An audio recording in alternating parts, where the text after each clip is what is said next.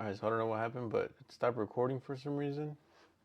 I was literally just doing the drums, so I was doing like a every eighth note kick and then every fourth to seventh note on the snare to make it this rhythm at 100 BPM. That's kind of where I left off, and then you got the little snares in the back or the hi-hats. Give it a little bit more like rhythm to it. I was thinking of like something melodic in my head already, like.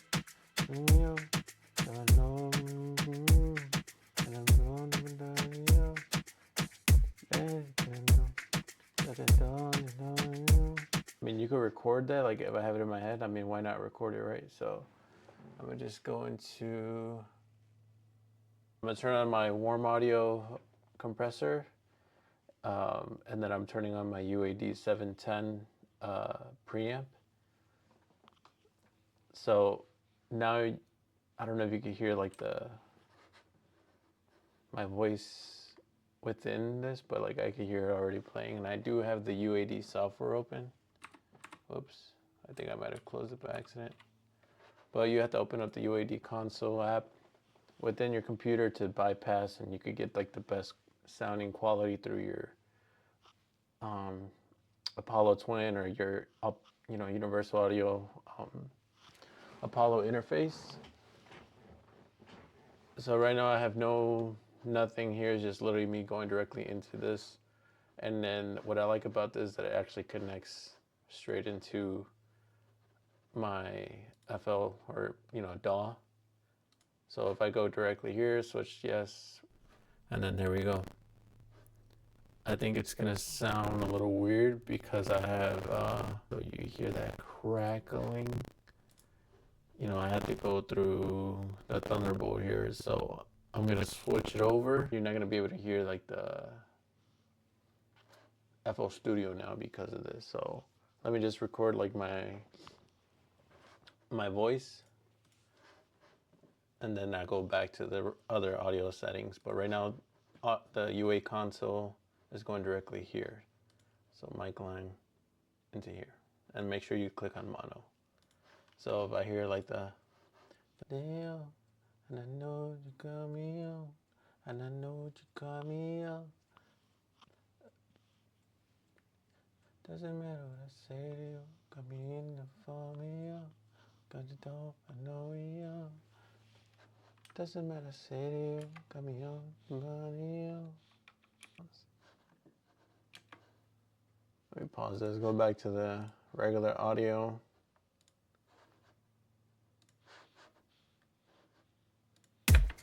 Damn, and I know you got me on, and I know what you got me on.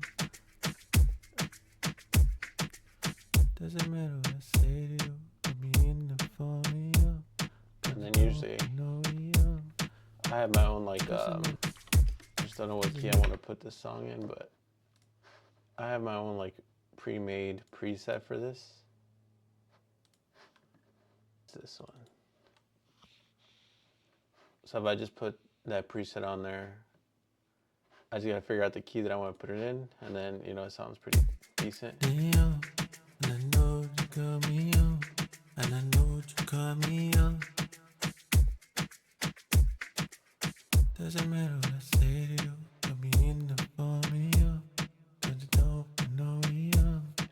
And that's just me mumbling, just trying to come up with ideas as I go. And the beat's so simple. Damn, and I know you got me on, and I know what you got me on. Doesn't matter what I say to you, got me in the for me on, but you don't know me on. And if you guys want to know what I did, like I use this SSLG or SSL, plug-in here. I actually love this one from Waves. Usually I leave the analog switch on, I turn it off. I'm gonna turn it off for this one. And I use this Darlington Silky lead vocal. It just works with my voice. Something else might work for you. But it has all these really beautiful presets for different instruments or voices. Just play around with it and you're gonna find the right one that fits your style. For me, this Afro one, I usually put this one. And for me, it's just switch off and on. Sometimes I play around with the compression or the threshold, or I can play around with these knobs like the high EQs, low EQs, mid EQs. And then here I just make sure it doesn't, it doesn't go to the red.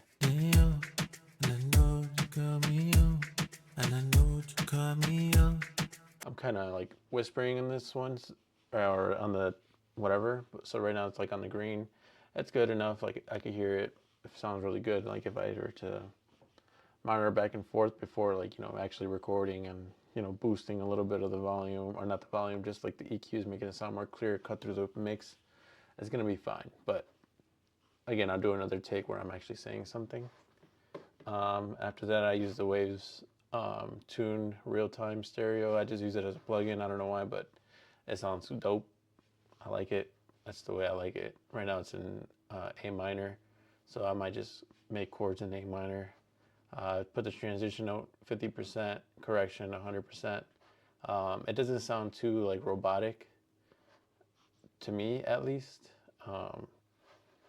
And yeah, you could always play around. You could make like a flat or a sharp note, and you could always play around with the keys, the scale of the key.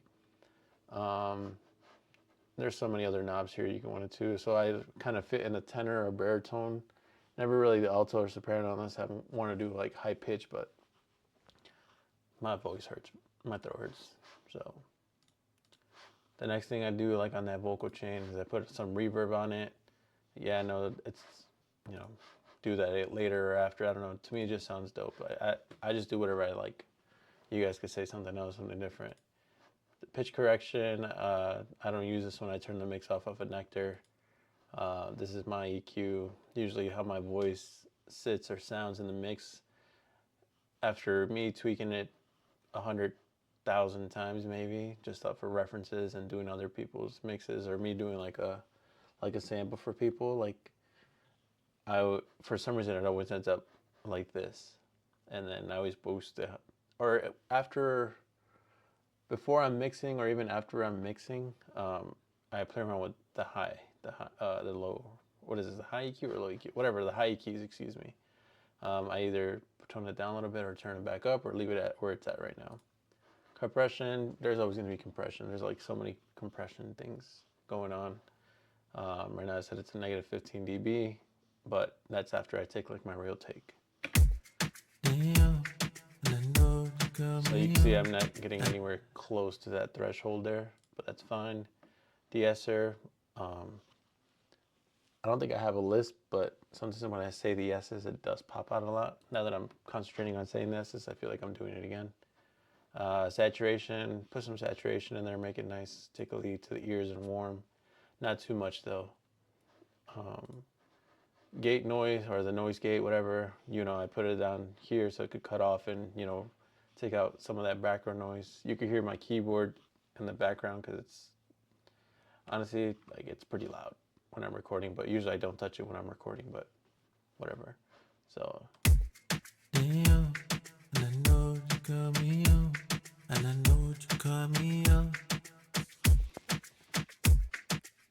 doesn't matter what I say to you, put me in the formula.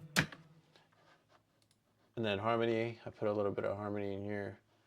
I like this one because it's not too aggressive, and I do cut off a lot of the low end. The mid to high EQs, I just leave it there. I do no pitch correction, just time variation is at 20%, just to give you like a little bit of depth, but not too crazy. Delay, I usually cut off a lot, just use the middle. And then analog, I cut this one to 0 since I have that saturation. Then I know in post-production, I like adding a little bit more of that warmth, I guess you could say, just a little bit more soothing to the ear. Reverb, I cut this reverb. Again, this is not too much, just subtle, just because that's the way I like it, especially on this Latin Afro reggaeton type of music. I could just put it around and turn it off if I want like more of a direct, just my voice cutting through. And then again, another compression. This one's set at negative 16 dB. And then makeup's at 2.2. There's that, if you guys want to go through. And I already went through the reverb. Sometimes if I want to get a little trippy or crazy, I do like a automation effect where I could put in this flangus and then just kind of like automate my voice or affect my voice in some parts of the music just to give you that ear candy. This one is actually so dope.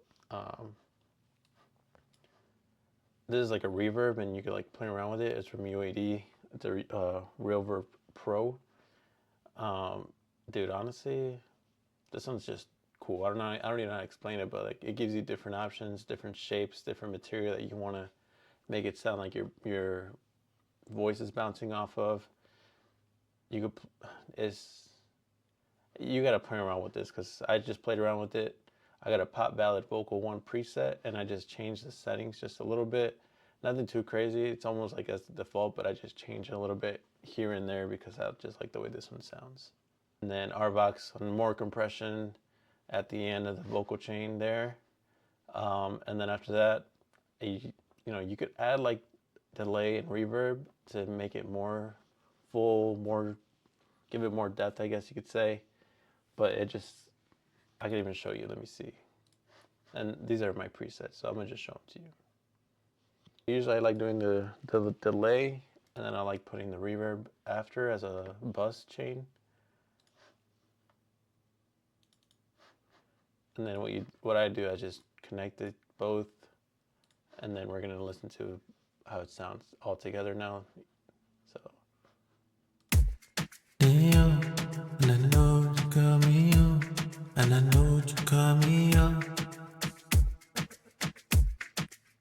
Doesn't matter what I say to you, put me in the formula, but you don't know me on.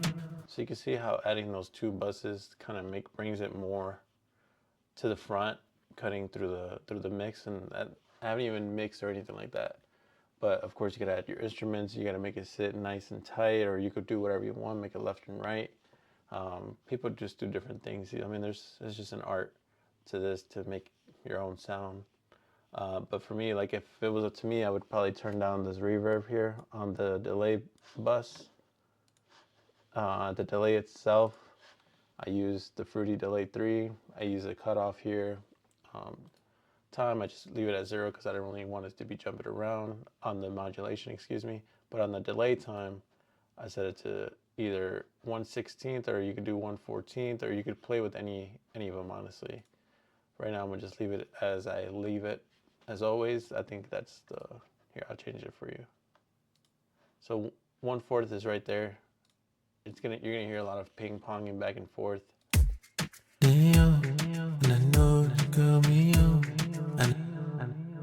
So you get that little effect there. So for me, I just want to put it at 1/16. Ping pongs, put the stereo all the way up because I don't know, I like the way it sounds. Cut off, I leave it at 50%, so you can still hear the delay throughout the music just to fill up a little bit of spaces. But if I don't like it, I could always cut it more so that way it cuts off as soon as I say the next word. Or I could create an automation so I could just have delay in certain areas of the song. And then the rest is kind of default here. And then I do play with the cutoff of the modulation here as well. The spread is a little under 50%, or at 50%. It's either 48 or 50%. The next thing I do is just like a V-comp stereo. This is from Waves. This is exactly how I set it up. To me, it just sounds good like this. You could critique me all you want, but that's the way I put it.